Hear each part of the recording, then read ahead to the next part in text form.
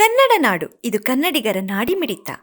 ಇವತ್ತು ದೇಶಾದ್ಯಂತ ತಾವೆಲ್ಲರೂ ಗಮನಿಸಿರ್ಬೋದು, ಮಾಧ್ಯಮಗಳಲ್ಲಿ ಮತ್ತು ಎಲೆಕ್ಟ್ರಾನಿಕ್ ಮೀಡಿಯಾಗಳಲ್ಲಿ ಹೆಚ್ಚು ಚರ್ಚೆಯಲ್ಲಿ ಇರ್ತಕ್ಕಂತ ವಿಷಯ ಏನಪ್ಪಾ ಅಂತಂದ್ರೆ ಮಹಿಳಾ ಮೀಸಲಾತಿಯನ್ನು ಕಾಂಗ್ರೆಸ್ ಪಕ್ಷ ವಿರೋಧ ಮಾಡ್ತಾ ಇದೆ ಅಂತಕ್ಕಂತ ಹುನ್ನಾರವನ್ನು ನಮ್ಮ ಬಿಜೆಪಿ ಪಕ್ಷ ಇವತ್ತು ಅದನ್ನ ಎಲ್ಲಾ ಕಡೆಗೂ ಕೂಡ ಕಾಂಗ್ರೆಸ್ ಏನಪ್ಪಾ ಅಂತಂದ್ರೆ ಮಹಿಳಾ ವಿರೋಧಿ ಅಂತಕ್ಕಂಥದ್ನ ವ್ಯಾಪಕವಾಗಿ ಹರಡುವಂತ ಒಂದು ಪ್ರಯತ್ನ. ಅದಕ್ಕೆ ಇವತ್ತು ನಾವು ಸ್ಪಷ್ಟೀಕರಣ ಕೊಡ್ತಕ್ಕಂತ ಒಂದು ಕೆಲಸವನ್ನು ಮಾಡ್ತಾ ಇದ್ದೇವೆ. ಅದು ತಮ್ಮ ಒಂದು ಮಾಧ್ಯಮಗಳ ಮೂಲಕ ನಮ್ಮ ಜನರಿಗೆ ತಿಳಿಯಪಡಿಸ್ತಕ್ಕಂತ ಒಂದು ಸಣ್ಣ ಪ್ರಯತ್ನವನ್ನು ನಾವು ಮಾಡ್ತಾ ಇದ್ದೇವೆ. ಇವತ್ತು ನಮ್ಮ ಕೆಪಿಸಿಸಿ ಅಧ್ಯಕ್ಷರಾಗಿರ್ತಕ್ಕಂತ ಮತ್ತು ಮಾನ್ಯ ಉಪಮುಖ್ಯಮಂತ್ರಿಗಳಾಗಿರ್ತಕ್ಕಂತ ಡಿ.ಕೆ. ಶಿವಕುಮಾರ್ ಸಾಹೇಬ್ರ ಒಂದು ನಿರ್ದೇಶನದಂತೆ ನಾವು ಪ್ರತಿ ಜಿಲ್ಲೆಯಲ್ಲಿ ಕೂಡ ಈ ಒಂದು ಪ್ರೆಸ್ ಮೀಟ್ ಅನ್ನು ಕರೆದು ಎಲ್ಲಾ ಕಡೆಗೂ ಕೂಡ ನಮ್ಮ ಕಾಂಗ್ರೆಸ್ ಪಕ್ಷ ಸ್ಥಾಪನೆ ಆದಾಗಿಂದ ಕೂಡ ನಾವು ಮಹಿಳಾ ಪರವಾಗಿ ಮಾಡಿರ್ತಕ್ಕಂತ ಕೆಲಸಗಳನ್ನು ಜನರಿಗೆ ತಿಳಿಸ್ತಕ್ಕಂಥದ್ದು ಮತ್ತು ನಮ್ಮ ಕಾಂಗ್ರೆಸ್ ಪಕ್ಷ ಯಾವ್ಯಾವ ಸಂದರ್ಭದಲ್ಲಿ ಮಹಿಳೆಯರಿಗೆ ಸ್ಥಾನಮಾನವನ್ನು ಕೊಡ್ತಕ್ಕಂಥದ್ದು, ಅವರಿಗೆ ಗೌರವವನ್ನು ಕೊಡ್ತಕ್ಕಂಥದ್ದು ನಾವು ನಿರಂತರವಾಗಿ ಮಾಡ್ಕೊಂತ ಬಂದಿದ್ವಿ. ಆದ್ರೆ ಇವತ್ತು 2004 ಇದೇ ತಿಂಗಳು 16, 17, 18ರಂದು ನಮ್ಮ ಲೋಕಸಭೆಯಲ್ಲಿ ವಿಶೇಷ ಅಧಿವೇಶನವನ್ನು ಕರೆದು ಕ್ಷೇತ್ರ ಪುನರ್ವಿಂಗಡಣೆ ಮತ್ತು ಮಹಿಳಾ ಮೀಸಲಾತಿ ಬಗ್ಗೆ ಮತ್ತು ಕೇಂದ್ರಾಡಳಿತ ಪ್ರದೇಶಗಳ ಸ್ಥಾನ ಹಂಚಿಕೆ ಬಗ್ಗೆ ಕಾನೂನು ತಿದ್ದುಪಡಿ ಮಾಡ್ತೀವಿ ಅಂತೇಳಿ ಅವರು ವಿಶೇಷ ಅಧಿವೇಶನ ಕರೆದ್ರು. ವಿಶೇಷ ಅಧಿವೇಶನದಲ್ಲಿ ಈ ಕ್ಷೇತ್ರ ಪುನರ್ವಿಂಗಡಣೆ ಜೊತೆಗೆ ಮಹಿಳಾ ಮೀಸಲಾತಿಯನ್ನು ಕೂಡ ಜೋಡಿಸಿ ಇದನ್ನ ಬಿಲ್ ಪಾಸ್ ಮಾಡಕ್ ಹೋದ್ರು. ಅದನ್ನ ನಮ್ಮ ಪ್ರಮುಖವಾಗಿ ನಮ್ಮ ದಕ್ಷಿಣ ಭಾರತದ ರಾಜ್ಯಗಳು ಏನಿದಾವೆ ಅಲ್ಲಿ ನಾಯಕರು ಎಲ್ಲರೂ ಒಗ್ಗಟ್ಟಾಗಿ ಇದನ್ನ ವಿರೋಧಿಸಿದಾಗ ಅವರ ವಿರುದ್ಧ ಮತವನ್ನ ಹಾಕಿದಾಗ ಈ ಬಿಲ್ ಬಿದ್ದೋಗುತ್ತೆ. ಈ ಬಿಲ್ ಬಿದ್ದೋಗಿದ ತಕ್ಷಣನೇ ಅವ್ರಿಗೆ ಒಂಥರ ಭ್ರಮ ನಿರಸನ ಆಗೋಗ್ತದೆ. ಅವ್ರು ಏನೇನೋ ತುಂಬಾ ಆಲೋಚನೆಗಳು ಮಾಡಿ ತುಂಬಾ ದೂರಾಲೋಚನೆ ಮಾಡಿ ಈ ಒಂದು ಬಿಲ್ ಅನ್ನು ಪಾಸ್ ಮಾಡ್ತಕ್ಕಂಥದ್ದು. ತರಾತುರಿಯಲ್ಲಿ ಅವರು ಈ ಅಧಿವೇಶನವನ್ನು ಕಡಿಯತಕ್ಕಂತ ಅವಶ್ಯಕತೆ ಇರ್ಲಿಲ್ಲ. ಅವರು 2003ರಲ್ಲಿ ಪಾಸ್ ಆಗಿರ್ತಕ್ಕಂಥ ಬಿಲ್ ಅನ್ನು 2004ರ ಸಾರ್ವತ್ರಿಕ ಚುನಾವಣೆಯಲ್ಲೇ ಇದನ್ನ ಅವ್ರು ಅನುಷ್ಠಾನಗೊಳಿಸ್ಬೇಕಾಗಿತ್ತು. ಆದ್ರೆ ಇಷ್ಟು ದಿನಗಳ ಕಾಲ 2023ರಲ್ಲಿ ಇಷ್ಟು ತರಾತುರಿ 23ರಲ್ಲಿ ಪಾಸ್ ಆಗಿರ್ತಕ್ಕಂಥ ಬಿಲ್ ಅನ್ನು 24ರಲ್ಲೇ ಅವರು ಅನುಷ್ಠಾನ ಮಾಡ್ಬೋದಾಗಿತ್ತು ಎಲ್ಲ ಕಡೆಗೂ. ಆದ್ರೆ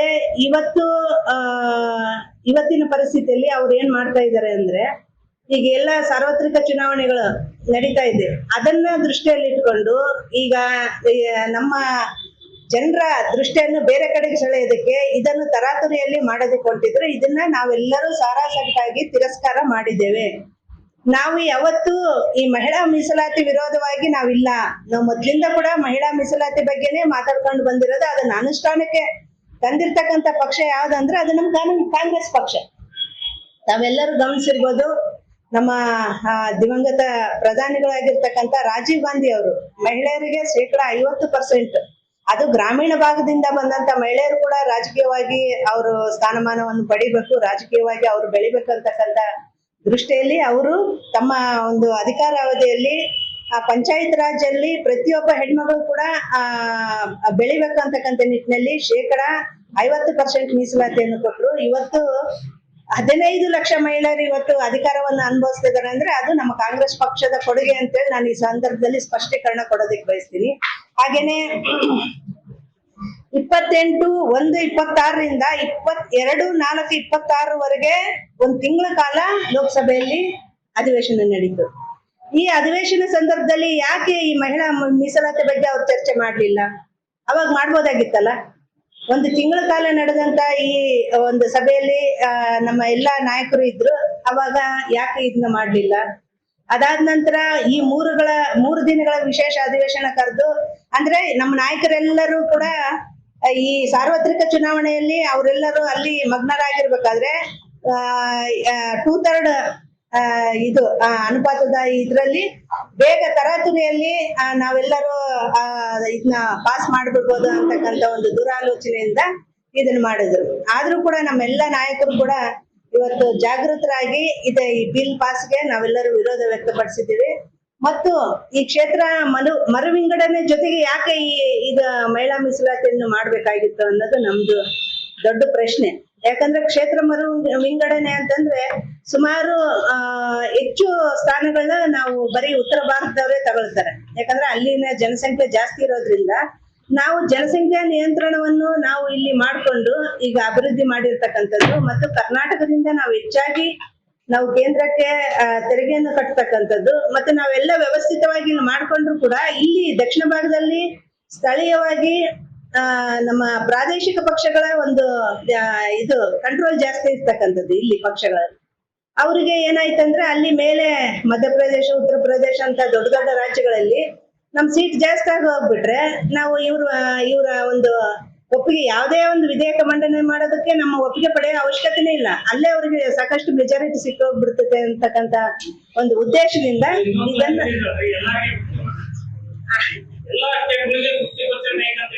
ಅದೇ ಎಲ್ಲ ಇದಕ್ಕೆ 50 ಆಗ್ತದೆ ಅಂತ ಆದ್ರೂ ಕೂಡ ನಮ್ಗೆ ಅನ್ಯಾಯ ಆಗ್ತದೆ. ಯಾಕಂದ್ರೆ ಅಲ್ಲಿ ಜನಸಂಖ್ಯೆ ಜಾಸ್ತಿ ಆಗಿರೋದ್ರಿಂದ ಅಲ್ಲಿ ಸೀಟ್ಗಳು ಜಾಸ್ತಿ ಸಹಜವಾಗಿ ಬಂದಿಲ್ಲ.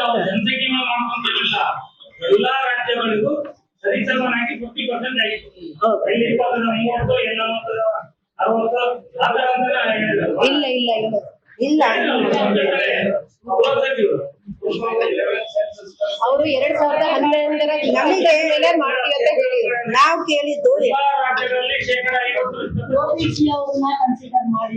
ಇಲ್ಲ. ಅವರು ಹೇಳ್ತಿರೋದು 2011ರ ಜನಗಣತಿ ಮೇಲೆ ಮಾಡ್ತೀವಿ ಅಂತ ಹೇಳಿದ್ರು. ಈಗ 2011ರ ಜನಗಣತಿ ಪ್ರಕಾರ ಕ್ಷೇತ್ರ ಮರುವಿಂಗಡಣೆ ನಮಗೆ ಅನ್ಯಾಯ ಆಗುತ್ತೆ ಅಂತ ಹೇಳಿ ನಮ್ಮ ಜನಸಂಖ್ಯೆ ಮಾಡಿದ್ರೆ ಜನಸಂಖ್ಯೆ ಜಾಸ್ತಿ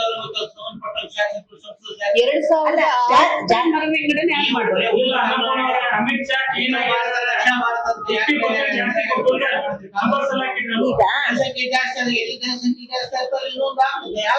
ಜನಸಂಖ್ಯೆ ಜಾಸ್ತಿ ಆದ್ರೆ ಸರ್ ನಾಳೆ ಇವಾಗ ಏನಾದ್ರೂ ಒಂದು ಮಸೂದೆ ಮಂಡನೆ ಮಾಡ್ಬೇಕು, ಯಾವ್ದಾದ್ರು ನಾವೇನ್ ಮಾಡೋಣ, ಅವ್ರು ಜಾಸ್ತಿ ಅಂದ್ರೆ ಜಾಸ್ತಿ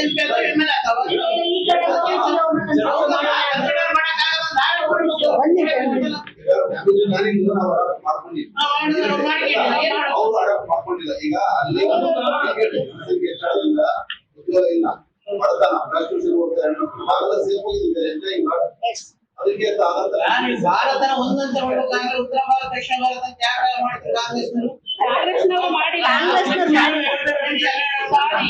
ಒಂದು ನಿಮಿಷ, ಈಗ ಒಂದು ಮನೆ ಇರುತ್ತೆ, ಮನೆಯಲ್ಲಿ 4 ಜನ ಮಕ್ಕಳು ಇರ್ತಾವೆ, ಅದಾಗ ಯಾವ ಇರ್ತಾರೆ, ಜೀವ ತೀರ ಜಾಸ್ತಿ, ಒಂದೊಂದು ಸ್ವಲ್ಪ ಜಾಸ್ತಿ ಜೀವ ಇರ್ತದೆ. ಇಲ್ಲ ನೀವೇ ತಾಯಂದ್ರು ಅಲ್ಲ ಜೀವ ಯಾಕೆ ಇರ್ತದೆ, ಅವ್ನ ಅಂಗವಿಕಲದ ಅಂತ ಅಂದಾಗ ಉತ್ತರ ಭಾರತದಲ್ಲಿ ಅವ್ರಿಗೆ ಆ ಸಾಕ್ಷರತೆ ಕಡಿಮೆ, ಬಡತನ ಜಾಸ್ತಿ ಇರ್ತದೆ. ಒಂದಿಷ್ಟು ಅಲ್ಲ ಈಗ ನೀವೆಲ್ಲರೂ ಹಿರಿಯರಿದ್ದೀರಿ, ನನಗೆ ಗೈಡ್ ಮಾಡಿ ದಯಮಾಡಿ ಸ್ವಲ್ಪ ನಮಗೆ ಹಿಂಗೆಲ್ಲ ಸುಳ್ಳು ಪಳ್ಳಿ ಹೇಳಿ ಈ ತರದ್ದೆಲ್ಲ ಜನರಿಗೆ ಮಂಕುಬೂದಿ ಹಚ್ಚಂದ್ರೆ ನಾನು ಬಂದಿಲ್ಲ, ನಮ್ಮ ಮನೆಯವ್ರನ್ನ ಕಲ್ಸ್ಕೊಟ್ಟಿಲ್ಲ, ನಮ್ಮ ಪಕ್ಷನವ್ರನ್ನ ಕಲ್ಸ್ಕೊಟ್ಟಿಲ್ಲ. ನಾವ್ ಇದ್ದಿದ್ದ ವಾಸ್ತವ ಏನೈತೆ ಅದನ್ನ ಹೇಳ್ತಾ ಇದೀವಿ. ಸ್ವಲ್ಪ ಅಂಕಿ ಸಂಖ್ಯೆಗಳಲ್ಲಿ ಹೆಚ್ಚು ಕಡಿಮೆ ಆಗ್ಬೋದು, ಆದ್ರೆ ವಾಸ್ತವಾಂಶನ ಜನರ ಮುಂದೆ ಇಡ್ತಕ್ಕಂಥ ಪ್ರಾಮಾಣಿಕ ಪ್ರಯತ್ನವನ್ನು ನಾವು ಮಾಡ್ತಾ ಇದ್ವಿ. 2014ರಲ್ಲಿ ಬಿಜೆಪಿ ಪೂರ್ಣ ಬಹುಮತದಿಂದ ಅಧಿಕಾರಕ್ಕೆ ಬಂತು. ಆದ್ರೆ ಅವತ್ತು ಮಹಿಳಾ ಮೀಸಲಾತಿಯನ್ನು ಅವ್ರು ಮರ್ತು ಬಿಟ್ರು. ಅವತ್ತೇ ಅವ್ರು ಯಾಕೆ ನೆನ್ಪು ಮಾಡ್ಕೊಂಡಿಲ್ಲ? ಇವತ್ತು ಸಂಪೂರ್ಣ ಬಹುಮತವನ್ನು ಪಡೆದಂತವ್ರು, ನಾವು ಮಹಿಳೆಯರನ್ನ ಪೂಜ್ಯ ಭಾವನೆಯಿಂದ ನೋಡ್ಬೇಕು, ನಮ್ ದೇಶದ ಮಹಿಳೆಯರನ್ನ ಗೌರವ ಪಡ್ಬೇಕಂತ ಹೇಳ್ತಕ್ಕಂಥ ಪಾರ್ಟಿ ಯಾಕೆ ಅವತ್ತು ಮಹಿಳಾ ಮೀಸಲಾತಿಯನ್ನು ಮರ್ತೋಯ್ತು? ಈಗ 2017ರಲ್ಲಿ ನಮ್ಮ ಇದು ಪಕ್ಷದ ಅಧ್ಯಕ್ಷರಾಗಿರ್ತಕ್ಕಂಥ ಶ್ರೀಮತಿ ಸೋನಿಯಾ ಗಾಂಧಿ ಅವರು ಮೋದಿ ಅವರಿಗೆ ಪತ್ರ ಬರೀತಾರೆ, ನಿಮಗೆ ಸಹಮತ ಇದೆ, ಈ ಮಹಿಳಾ ಮೀಸಲಾತಿಗೆ ನಮ್ಮ ಸಹಮತಿ ಇದೆ, ನಾವು ಕೂಡ ಬೆಂಬಲ ನೀಡ್ತೀವಿ, ತಕ್ಷಣ ಮಹಿಳಾ ಮೀಸಲಾತಿ ಮಸೂದೆಯನ್ನು ಜಾರಿಗೊಳಿಸಿ ಲೋಕಸಭೆಯಲ್ಲಿ ಪಾಸ್ ಮಾಡಿ ಅಂತೇಳಿ ಕೂಡ ಅವರು ಒಂದು ಪತ್ರವನ್ನು ಬರೀತಾರೆ ಮತ್ತು ಒತ್ತಾಯ ಕೂಡ ಮಾಡ್ತಾರೆ. ಆದ್ರೂ 10 ವರ್ಷಗಳ ಕಾಲ ಬಿಜೆಪಿ ಅದ್ರ ಬಗ್ಗೆ ಚಕಾರ ಎತ್ತೋದಿಲ್ಲ. ಯಾಕೆ ಎತ್ತೋದಿಲ್ಲ ಅಂದ್ರೆ ಅವರಿಗೆ ಮಹಿಳೆಯರ ಬಗ್ಗೆ ಯಾವುದೇ ರೀತಿಯಾದ ಕಾಳಜಿ ಇಲ್ಲ ಅಂತಕ್ಕಂಥದ್ದು ಇಲ್ಲಿ ಸ್ಪಷ್ಟವಾಗ್ತಾ ಇದೆ. ಆಮೇಲೆ ಈಗ ಇದ್ದಕ್ಕಿದ್ದಂಗೆ ಯಾಕೆ ಅವ್ರಿಗೆ ಮಹಿಳೆಯರ ಬಗ್ಗೆ ಇಂತ ಒಂದು ಕಾಳಜಿ ಬಂದ್ಬಿಡ್ತು ಅಂತಂದ್ರೆ, ಯಾಕೆ ಜಾರಿ ಮಾಡ್ತಾ ಇಲ್ಲ, ಮತ್ತೆ ಈ ಡಿಲಿಮಿಟೇಷನ್ ಯಾಕೆ ಇದನ್ನ ಲಿಂಕ್ ಮಾಡಿದ್ರಿ ಅಂತಕ್ಕಂಥದ್ದು ನಮ್ದು ಒಂದು ಪ್ರಶ್ನೆ. ರಾಜಕೀಯ ಶಕ್ತಿಯನ್ನು ಕುಗ್ಗಿಸ್ತಕ್ಕಂಥದ್ದು ಇದರಿಂದ ಇರ್ತಕ್ಕಂಥ ದೊಡ್ಡ ಒಂದು ಹುನ್ನಾರ ಅಂತೇಳಿ ನಾನು ಇವತ್ತು ಹೇಳೋದಕ್ಕೆ ಬಯಸ್ತೀನಿ. ಕ್ಷೇತ್ರ ಮರು ವಿಂಗಡಣೆ ಷರತ್ತನ್ನು ಈ ಮಸೂದೆಯಲ್ಲಿ ಯಾಕೆ ಸೇರಿಸಿದ್ರಿ? ಈಗ ಮಹಿಳಾ ಮೀಸಲಾತಿನೇ ಬೇರೆ, ಕ್ಷೇತ್ರ ಮರು ವಿಂಗಡಣೆನೇ ಬೇರೆ ಅಂತೇಳಿ ನೀವ್ ಯಾಕ ಅವತ್ತು ಮಾತಾಡ್ಲಿಲ್ಲ? ಇವತ್ತು ಮೀಸಲಾತಿ ಪರವಾಗಿದ್ದೇವೆ, ಮತ್ತೆ ಯಾವುದೇ ಷರತ್ತುಗಳಿಲ್ಲದೆ ನಾವೆಲ್ಲರೂ ಇದನ್ನ ಒಪ್ಪಿದೀವಿ. ಮತ್ತೆ ದಕ್ಷಿಣ ಭಾರತಕ್ಕೆ ಅನ್ಯಾಯವಾಗಬಾರ್ದು, ಮತ್ತೆ ಎಲ್ಲಾ ಮಹಿಳೆಯರು ಕೂಡ 33% ನೀವು ಜಾರಿ ಮಾಡಿ ಅಂತೇಳಿ ನಾವು ಯಾವಾಗ್ಲೂ ಹೇಳ್ತಾ ಬಂದಿದ್ದೀವಿ. ನಮ್ಮ ಪಕ್ಷ ಕೂಡ ಅದನ್ನೇ ಪ್ರತಿಪಾದನೆ ಮಾಡ್ತಾ ಬಂದಿದ್ದೀವಿ. ಈಗ ಕಾಂಗ್ರೆಸ್ ಪಕ್ಷ ತಾನು ಇಷ್ಟು ವರ್ಷ ಮಾಡಿದಂತ ತಪ್ಪುಗಳನ್ನು ಮುಚ್ಚಾಕೊಳ್ಳೋದಕ್ಕೆ ಈಗ ದಿಢೀರನೆ ಈ ಒಂದು ನಿರ್ಧಾರವನ್ನು ತಗೊಂಡಿದೆ ಅಂತೇಳಿ ನಾವು ಇವತ್ತು ಈ ಪ್ರೆಸ್ ಮೀಟ್ ನಲ್ಲಿ ಬಿಜೆಪಿ ಅವರು ಈಗ ನಾವು ಆರೋಪ ಮಾಡ್ತಾ ಇದ್ದೀವಿ. ಈಗ ಅವ್ರ ಅದಕ್ಕೆ ಸ್ಪಷ್ಟ ಉತ್ತರ ಕೊಡ್ಬೇಕಲ್ಲ, ನಮ್ಗೆ ಸ್ಪಷ್ಟೀಕರಣ ಕೊಡ್ಬೇಕಲ್ಲ. ಆಮೇಲೆ ಇವ್ರು ಹೇಳ್ತಾ ಇರ್ತಾರೆ ಯಾವಾಗ್ಲೂ ಇಲ್ಲ ಇವ್ರು ಮಹಿಳಾ ವಿರೋಧಿ ಅಂತಂದೇಳಿ. ಹಂಗಾದ್ರೆ ನಾವು ಇವತ್ತು ಕರ್ನಾಟಕ ರಾಜ್ಯದಲ್ಲಿ ನಮ್ಮ ಕಾಂಗ್ರೆಸ್ ನೇತೃತ್ವದ ಸರ್ಕಾರ, ನಮ್ಮ ಪಕ್ಷ ಅಧಿಕಾರಕ್ಕೆ ಬಂದ ತಕ್ಷಣನೇ ನಾವು ಮಹಿಳೆಯರಿಗೆ ಉಪಯೋಗ ಆಗ್ತಕ್ಕಂತ 5 ಗ್ಯಾರಂಟಿ ಯೋಜನೆಗಳನ್ನು ತಂದಿದ್ವಿ, ಅವನ್ನ ಜಾರಿಯನ್ನು ಮಾಡ್ತಾ ಇದ್ದೀವಿ. ತಾವೆಲ್ಲರೂ ಮಾಧ್ಯಮಗಳಲ್ಲಿ ಗಮನಿಸ್ತಿರ್ಬೋದು, ಎಲ್ಲಾ ಕಡೆ ಕೂಡ ಮಹಿಳೆಯರು ಇವತ್ತು ಉತ್ತಮವಾದಂತ ಪ್ರತಿಕ್ರಿಯೆಯನ್ನು ಕೊಡ್ತಾ ಇದ್ದಾರೆ. ಇದ್ರ ಬಗ್ಗೆ ಇನ್ನು ಮುಂದೆ ಚರ್ಚೆ ಮಾಡೋಣಂತೆ, ಈ ಸಾಧಕ ಬಾಧಕಗಳ ಬಗ್ಗೆ ಮುಂದೆ ಚರ್ಚೆ ಮಾಡೋಣಂತೆ. ಇವತ್ತು ನೀವೆಲ್ಲರೂ ಮಾಧ್ಯಮಗಳ ಮೂಲಕ ನೀವೇ ಪ್ರಸಾರ ಮಾಡ್ತಾ ಇದ್ರಿ, ಎಲ್ಲೋ ಒಂದ್ ಕಡೆಗೆ ಒಬ್ಬ ಹೆಣ್ಮಗಳು ತನ್ನ ಜೀವನ ಕಟ್ಕೊಳ್ಳೋದಕ್ಕೆ ಒಂದ್ ಶಾಪ್ ತೆಗಿತಾಳೆ, ಆಮೇಲೆ ಐಸ್ ಕ್ರೀಮ್ ಪಾರ್ಲರ್ ತೆಗಿತಾಳೆ. ಇವತ್ತು ರಾಜ್ಯಕ್ಕೆ 2ನೇ ರ್ಯಾಂಕ್ ಬಂದಂತ ಒಂದು ಮಗು ಅವ್ರ ತಾಯಿ ಗೃಹಲಕ್ಷ್ಮಿ ಒಂದ್ ಯೋಜನೆಯಿಂದ ಕೂಡಿಟ್ಟು ಆ ಮಗಳನ್ನ ಓದಿಸಿರ್ತಕ್ಕಂಥದ್ದು, ಈ ತರದ್ದೆಲ್ಲ ಮತ್ತೆ ನಮ್ಮ ಸಮಾಜಕ್ಕೆ ಉಪಯೋಗ ಆಗ್ತಕ್ಕಂಥದ್ದು ನಮ್ಮ ಕಾಂಗ್ರೆಸ್ ಪಕ್ಷ ಮಾಡ್ತಾ ಇದೆ, ಮೊದ್ಲಿಂದ ಕೂಡ ಮಾಡ್ತಾ ಬಂದಿದೆ. ಇವತ್ತು ನಮ್ಮ ವಿರೋಧ ಪಕ್ಷವಾದಂತ ಬಿಜೆಪಿ ನಾವು ಈ ಮಸೂದೆಯನ್ನು ಮಂಡಿಸ್ತಕ್ಕಂತ ವಿಚಾರದಲ್ಲಿ ನಮಗೆ ಯಾರು ಸಹಮತವನ್ನು ಕೊಟ್ಟಿಲ್ಲ. ಮುಖ್ಯವಾಗಿ ಕಾಂಗ್ರೆಸ್ ಇದನ್ನ ವಿರೋಧ ಪಡಿಸ್ತಾ ಇದೆ ಅಂತಂದೇಳಿ ಹೇಳ್ತಾ ಇದೆ. ನಾವು ಯಾವುದೇ ರೀತಿಯಾದ ಈ ಮಹಿಳಾ ಮೀಸಲಾತಿಗೆ ನಮ್ಮ ವಿರೋಧ ಇಲ್ಲ, ನಾವೆಲ್ಲರೂ ಅದನ್ನು ಸ್ವಾಗತ ಮಾಡ್ತೀವಿ. ಆದ್ರೆ ಈ ಡಿಲಿಮಿಟೇಷನ್ ಜೊತೆಗೆ ಅವ್ರು ಮಾಡ್ತಕ್ಕಂಥದ್ದನ್ನ ನಾವು ವಿರೋಧಿಸ್ತೀವಿ ಅಂತ ಹೇಳಿ ಈ ಸಂದರ್ಭದಲ್ಲಿ ನಾನು ಸ್ಪಷ್ಟವಾಗಿ ಹೇಳೋದಕ್ಕೆ ಬಯಸ್ತೀನಿ. ಹಾಗೇನೆ ನಮ್ದು ಯಾಕೆ ಇದಕ್ಕೆ ವಿರೋಧ ಅಂತಂದ್ರೆ, ಈ ಮಸೂದೆಗಳು 2011 ಜನಗಣತಿ ಆಧಾರದ ಮೇಲೆ ನಮ್ಮ ದಕ್ಷಿಣ ರಾಜ್ಯಗಳಿಗೆ ಅನ್ಯಾಯ ಆಗ್ತದೆ ಅಂತಕ್ಕಂಥ ನಿಟ್ಟಿನಲ್ಲಿ ನಾವು ಇದನ್ನ ವಿರೋಧ ಮಾಡ್ತಿದ್ವಿ. ಹಾಗೆ ಈ ಡಿಲಿಮಿಟೇಷನ್ ಮೂಲಕ ನಮ್ಮ ರಾಜ್ಯಗಳಿಗೆ ಸ್ಥಾನಗಳು ಕಡಿಮೆ ಆಗ್ತವೆ ಅಂತಕ್ಕಂಥ ನಿಟ್ಟಿನಲ್ಲಿ, ಯಾಕಂದ್ರೆ ನಾವು ಜನಸಂಖ್ಯಾ ನಿಯಂತ್ರಣವನ್ನು ಇಲ್ಲಿ ಮಾಡಿರೋ ಕಾರಣದಿಂದ ನಮಗೆ ಇಲ್ಲಿ ಸ್ಥಾನಗಳು ಕಡಿಮೆ ಆಗ್ತವೆ ಅಂತಕ್ಕಂಥದ್ದು ನಮ್ಮ ಒಂದು ಬೇಡಿಕೆ. ಮತ್ತು ಉತ್ತರ ಭಾರತದ ಪ್ರಾಬಲ್ಯ ಜಾಸ್ತಿ ಆಗ್ತತಿ, ಮತ್ತು ನಮ್ಮ ಕರ್ನಾಟಕದ ಒಂದು ರಾಜ್ಯದ ಹಿತಾಸಕ್ತಿಯನ್ನು ನಾವು ಗಮನದಲ್ಲಿ ಇಟ್ಕೊಂಡು ಇದನ್ನ ವಿರೋಧ ಮಾಡ್ತೀವಿ ಹೊರತು ನಮ್ಮ ವೈಯಕ್ತಿಕವಾದಂತ ಯಾವುದೇ ರೀತಿಯಾದ ವಿರೋಧ ಇಲ್ಲ ಅಂತಂದೇಳಿ ಈ ಸಂದರ್ಭದಲ್ಲಿ ಹೇಳೋದಕ್ಕೆ ಬಯಸ್ತೀವಿ. ಇವತ್ತು ನಮ್ಮನ್ನ ಮಹಿಳಾ ವಿರೋಧಿ ಅಂತ ಕರೀತಾರೆ. ಮಹಿಳೆಯರನ್ನ ಧ್ವನಿಯನ್ನ ಸಂಸತ್ನವರೆಗೂ ತಗೊಂಡು ಹೋಗ್ತಕ್ಕಂತ ಪಕ್ಷ ಯಾವ್ದಾದ್ರು ಇದ್ರೆ ಅದು ಕಾಂಗ್ರೆಸ್ ಪಕ್ಷ. ಅದು ಮೊದ್ಲಿಂದ ಅದು ಬರೀ ಬಾಯಿ ಮಾತಿನಿಂದ ಹೇಳಿಲ್ಲ, ಅದನ್ನ ಕಾರ್ಯರೂಪಕ್ಕೆ ತಂದಿದೆ ಅಂತೇಳಿ, ನನ್ನ ಪಕ್ಷ ಕಾರ್ಯರೂಪಕ್ಕೆ ತಂದಿದೆ ಅಂತೇಳಿ ನಾನು ತುಂಬಾ ಹೆಮ್ಮೆಯಿಂದ ಹೇಳೋದಕ್ಕೆ ಬಯಸ್ತೀನಿ. ಕೆಪಿಸಿಸಿಯ ರಾಜ್ಯಾಧ್ಯಕ್ಷರಾದ ಸನ್ಮಾನ್ಯ ಶ್ರೀ ಡಿ ಕೆ ಶಿವಕುಮಾರ್ ಅವರು ನಮ್ಮ ಒಂದು ಜಿಲ್ಲೆಗೆ ಶ್ರೀಮತಿ ಅನ್ನಪೂರ್ಣ ಅವರನ್ನ ವೀಕ್ಷಕರನ್ನಾಗಿ ನೇಮಕ ಮಾಡಿದ್ದಾರೆ. ಅದೇ ರೀತಿ ಶ್ರೀಮತಿ ಆಶಾಲತಾ ಸೋಮಪ್ಪ ಅವರನ್ನು ಹಾಗೂ ಬಳ್ಳಾರಿ ನಗರ ಅಧ್ಯಕ್ಷ ಆದ ಮಂಜುಳಾ ಅವರನ್ನ ವೀಕ್ಷಕರನ್ನಾಗಿ ನೇಮಕ ಮಾಡಿದ್ದಾರೆ. ಈ 33% ಬಗ್ಗೆ ನಿಮ್ಮ ಚರ್ಚೆ ಆಗ್ತಾ ಇರೋದು ನಿಮ್ಮೆಲ್ಲರಿಗೂ ಗೊತ್ತೇ ಇದೆ. ಯಾಕೆ ಅಂತಂದ್ರೆ, ನಿಜ ಹೇಳ್ಬೇಕು ಅಂತಂದ್ರೆ, ಮಹಿಳಾ ಒಂದು ಈ ಮೀಸಲಾತಿಗೆ ಬುನಾದಿ ಹಾಕಿದ್ದೆ ಕಾಂಗ್ರೆಸ್ ಪಕ್ಷ. ಸನ್ಮಾನ್ಯ ದಿವಂಗತ ಮನಮೋಹನ್ ಸಿಂಗ್ ಅವರಿದ್ದಾಗ, ಅವರು 2ನೇ ಸಾರ್ತಿ ಪ್ರಧಾನಮಂತ್ರಿ ಆದಾಗ ಶ್ರೀಮತಿ ಸೋನಿಯಾ ಗಾಂಧಿ ಅವರು ಹಾಗೂ ಅವರು ಸೇರ್ಬಿಟ್ಟು ಈ ಬಿಲ್ ಅನ್ನು ಮಂಡಿಸ್ತಾರೆ. ಇವತ್ತು ಏನು ಕೂಗೆಬ್ಸಿದಾರಲ್ಲ, ಅವತ್ತು ಅವರೇ ವಿರೋಧ ಮಾಡಿದ್ರು. ವಿರೋಧ ಮಾಡಿದಂತವ್ರು ಇವತ್ತು ಮತ್ತೆ ಅವ್ರ ಕೂಗನ್ನೆಬ್ಸಿ ಕಾಂಗ್ರೆಸ್ ಅವರ ಮೇಲೆ ಗುಡ್ಡೆ ಕೂಡಿಸ್ತಾ ಇದ್ದಾರೆ. ಇದು ಎಷ್ಟರ ಮಟ್ಟಿಗೆ ಸರಿ ಅಂತ ನಿಮಗೆ ಗೊತ್ತಾಗ್ಬೇಕು. 2023 ಬಿಲ್ ಮಂಡಿಸಿದ್ರು, ಅದನ್ನ ಇಂಪ್ಲಿಮೆಂಟೇಶನ್ ಮಾಡ್ಬೋದಾಗಿತ್ತಲ್ಲ, 2ನೇ ಸಾರ್ತಿ ಯಾಕೆ ಮಂಡಿಸ್ಬೇಕಾಗಿತ್ತು ಅವರು? ಇದೇನಾಗ್ತಾ ಇದೆ ಅಂತಂದ್ರೆ, ಬೆಕ್ಕು ಕಣ್ಣು ಮುಚ್ಕೊಂಡು ಹಾಲು ಕುಡಿತಾ ಇದೆ, ನಮ್ಮನ್ನ ಯಾರು ನೋಡಿಲ್ಲ, ನೀವು ಕಣ್ಣು ಮುಚ್ಕೊಳ್ಳಿ ಅನ್ನೋ ಒಂದು ಮನಸ್ಥಿತಿಗೆ ಬಂದ್ಬಿಟ್ಟಿದ್ದಾರೆ ಅವರು. ಯಾಕೆ ಅಂತಂದ್ರೆ, ಮಹಿಳಾ ಮೀಸಲಾತಿಗಳು ಇವತ್ತಿಂದಲ್ಲ, ಸನ್ಮಾನ್ಯ ದಿವಂಗತ ರಾಜೀವ್ ಗಾಂಧಿ ಅವರ ಒಂದು ಕನಸಿನ ಕೂಸದು. ಪಂಚಾಯಿತಿ ಲೆವೆಲ್ ಇಂದ 50% ಮಹಿಳೆಯರಿಗೆ ಸ್ಥಾನಮಾನ ಕೊಟ್ಟಿದ್ದು ಅವರೇ. ಇವತ್ತು ಇಲ್ಲೇನು ಕೂರ್ತಿದಾರಲ್ಲ, ನಗರಸಭಾ ಸದಸ್ಯರಾಗಲಿ, ಕಾರ್ಪೊರೇಷನ್ ಸದಸ್ಯರುಗಳಾಗಲಿ ಅಥವಾ ಶಾಸಕರಾಗಲಿ, ಇವರೆಲ್ಲರೂ ರಾಜೀವ್ ಗಾಂಧಿ ಅವರ ಕನಸಿನ ಕೂಸುಗಳು ಅಂತ ನಾನು ಹೇಳಲಿಕ್ಕೆ ಇಷ್ಟಪಡ್ತೀನಿ. ಇವತ್ತು ಮಹಿಳಾ ಕಾಂಗ್ರೆಸ್ ಅಂತ ಏನಾದ್ರೂ ಇದ್ರೆ ಅದು ಶ್ರೀಮತಿ ಇಂದಿರಾ ಗಾಂಧಿ ಅವರು ನಿಜವಾಗ್ಲೂ ಮಹಿಳೆಯರಿಗೆ ಸ್ಥಾನಮಾನ ಸಿಕ್ಕಬೇಕು ರಾಜಕೀಯ ರಂಗದಲ್ಲಿ ಅಂತ ಹೇಳ್ಬಿಟ್ಟು ಅವರು ಸ್ಥಾಪನೆ ಮಾಡಿದಂತ ಮಹಿಳಾ ಕಾಂಗ್ರೆಸ್ ಇದು ಇವತ್ತು ಪಟಿಷ್ಠವಾಗಿದೆ. ನಿನ್ನೆ ಮೊನ್ನೆ ಬಂದಂತ ಈ ಪಕ್ಷದವರೆಲ್ಲ ನಾವೇನ್ ಮಾಡ್ತಾ ಇದೀವಿ ಅವನ್ನೆಲ್ಲ ಹೈಜಾಕ್ ಮಾಡ್ತಾ ಇದ್ದಾರೆ. ಹೊಸ ಬಾಟ್ಲು ಹಳೆ ಮದ್ಯ ಎಲ್ಲ ನಮ್ಮವೇ. ಪ್ರತಿ ಒಂದು ಕಾಂಗ್ರೆಸ್ ಮಾಡಿದಂತ ಕೆಲಸಗಳನ್ನ ಇವತ್ತು ಹೊಸದಾಗಿ ನಾವು ಮಾಡಿದೀವಿ ಅಂತ ಬಿಂಬಿಸ್ತಾ ಇರೋದು ಎಷ್ಟರ ಮಟ್ಟಿಗೆ ನಿಜನ ಸುಳ್ಳ ಅನ್ನೋದನ್ನ ಅವರೇ ಜನಗಳ ಮುಂದೆ ಹೇಳ್ತಾ ಇದ್ದಾರೆ.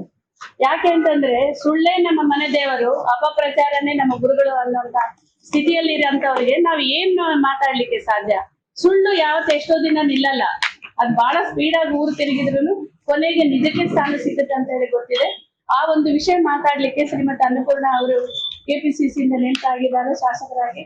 ತಮ್ಮ ಅನಿಸಿಕೆಗಳು ಏನೇ ಇರ್ಲಿ, ನಮ್ಮ ನಾಯಕರು ಅವ್ರು ಏನೇ ನಿರ್ಣಯ ತಗೊಂಡ್ಲಿ ಅದಕ್ಕೆಲ್ಲ ನಾವು ಮಹಿಳೆಯರು ಬೆಂಬಲ ಇದೀವಿ ಅಂತ ಹೇಳ್ತಾ ಶ್ರೀಮತಿ ಅನ್ನಪೂರ್ಣ ಅವ್ರು ಮಾತಾಡ್ಬೇಕು ಅಂತ ಹೇಳಿ ಕೇಳ್ಕೊಳ್ತಾ ಇದ್ದೀವಿ.